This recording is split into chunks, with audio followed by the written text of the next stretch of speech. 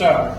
In point of fact, it would not have helped Tamil Nadu because of various circumstances and the priority of movement which in an obligation that is laid on me as Commerce and Industry Minister.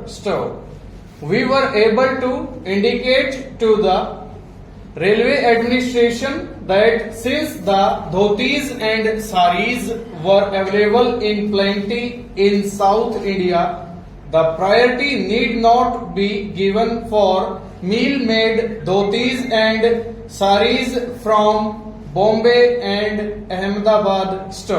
It must be considered that the reservation artificially effected by means of utilization or a correct utilization of priorities has given Tamil Nadu as advantage far above the reservation that we have achieved by laying an embargo on meals that they should not produce more than 60% of dhotis they produced in the past.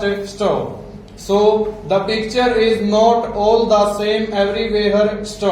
What is good for Tamil Nadu is not good for UP, Bihar, West Bengal, Orissa, Rajasthan and Punjab.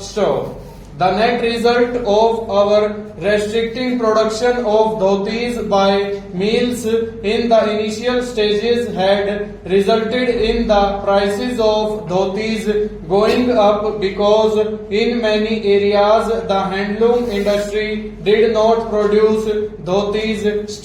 Actually, before 1950, UP had no looms producing wide width dhotis and saris, and it was in 1950 that the UP government financed about 10 looms for producing wide width dhotis and saris because they were in short supply in 1950 stanza.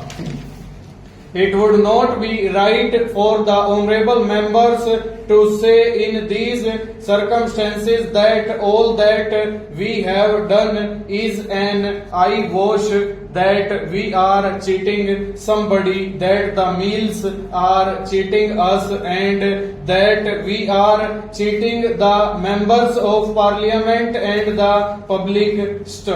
Maybe some cheating does take place.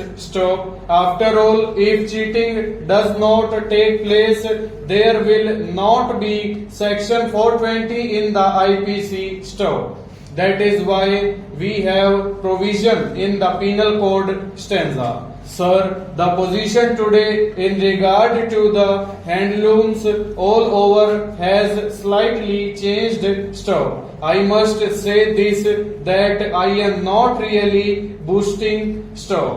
I am only doing my duty, what is my duty as a member of the cabinet which has been put in power by the Congress party, and if there is any item in the hundreds of items which the Commerce and Industry Ministry is responsible for, to which I devote personal attention, I should say it is the handloom industry. Sir, my honorable colleague knows we have hardly any difference of opinion.